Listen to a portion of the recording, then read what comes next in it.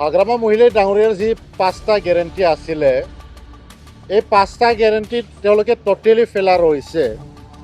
ইয়াৰ উদাহৰণস্বৰূপে তেওঁলোকে যি মাটি পট্টা দিয়াৰ কথা কৈছিল 1 নম্বৰত, তেওঁলোকে বিভিন্ন জাতি জনগোষ্ঠীৰ কাৰণে 1 মাহতে মাটিৰ পট্টা দিম বুলি যিটো কমিটমেণ্ট দিছিলে, এয়া সম্পূৰ্ণ তেওঁলোকৰ মিথ্যাচাৰ আছিলে।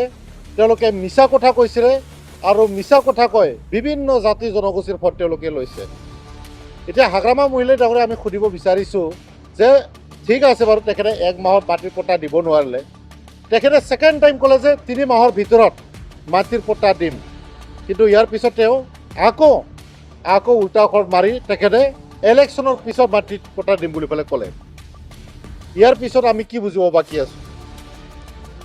যোৱা কাউন্সিল ইলেকশ্যনত তেখেতে সংখ্যালঘু জনগণৰ সহায় লৈ তেখেতসকলৰ ভোট লৈ 28টা ছিট পোৱাৰ পিছতো বিজেপিৰ লগত তেখেতে NDAত এলায়েন্স কৰিলে। মানে সংখ্যালঘু জাতিৰ লগত যদি গাদ্দাৰ কৰা 1 নম্বৰ ব্যক্তি আছে, তেওঁ হ'ল হাগ্ৰামা মহিলা। এতিয়া আমি লগে লগে দেখিবলৈ পাইছোঁ যে বিজেপিৰ ডাঙৰ ডাঙৰ নেতাবিলাক প্ৰমোদ বড়ো ডাঙৰীয়া আৰু UPPক ভয় খাইছে। কাৰণটো তেওঁলোকে এতিয়া বিজেপিৰ নেতা পালি নেতাই ৰাতিপুৱালে প্ৰমোদ বড়ো ডাঙৰীয়াক টাৰ্গেট কৰাটো আমি দেখিবলৈ পাইছোঁ। তেওঁলোকে কৈছে যে তেখেতে MLA জিকিলেও কি কৰিব। যোৱা 5টা বছৰ BTRৰ যিটো শান্তি শৃংখলাবদ্ধ সকলোকে একেলগে লৈ এনাজৰীৰে খুব ধুনীয়াকৈ সকলো জাতি জনগোষ্ঠী মিলকে সকলো জাতি জনগোষ্ঠীৰ যি অধিকাৰ, এই অধিকাৰক গুৰুত্ব দি প্ৰমোদ বড়ো ডাঙৰীয়া চৰকাৰ চলাইছিলে।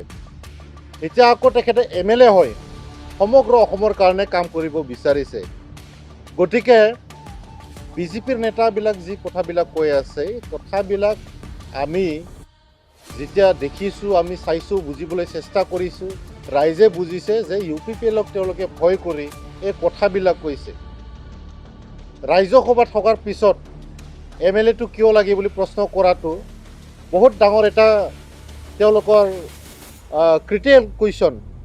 আমি এতিয়া কথাখিনি এইটোৱে ধৰিব পাৰিছোঁ যে বিজেপিৰ চেণ্ট্ৰেলৰ যি সভাপতি, ভাৰতৰ যিজন সভাপতি, তেখেতো MP হৈছে। ইয়াৰ পিছতো মানে পাৰ্টিখন চলাই আছে। আৰু আমাৰ ক্ষেত্ৰত প্ৰমোদ বড়ো ডাঙৰীয়া যদি অসমৰ কাৰণে কিবা এটা কাম কৰাৰ কাৰণে চিন্তা কৰে, UPPৰ দৰে ৰাজনীতি দলে কিবা এটা চিন্তা কৰে, এই চিন্তাটোক কিছুমানৰ জ্বলন হয়। মানে তেওঁলোকে অসমৰ কাৰণে বহুতো সময়ত জ্বলন্ত সমস্যাবিলাক সমাধান কৰিব নোৱাৰাৰ কাৰণে আজি প্ৰমোদ বড়োৰ যি উত্থান, এই উত্থানটোক ভয় কৰিছে। গতিকে আমি অনুৰোধহে কৰিছোঁ, বিজেপিয়ে ইমান ভয় খাব নালাগে। প্ৰমোদ বড়ো ডাঙৰীয়া ৰাইজৰ কাৰণে কাম কৰিব ওলাই আহিছে। যোৱা 5টা বছৰ BTRৰ কাৰণে কাম কৰিছে আৰু এইবাৰেই বিধানসভাত 15টাত কমচে কম 13-14টা ছিট লৈ আমি সমগ্ৰ অসমৰ কাৰণে কাম কৰাৰ চিন্তা কৰি আছোঁ প্ৰমোদ বড়ো ডাঙৰীয়াৰ নেতৃত্বত।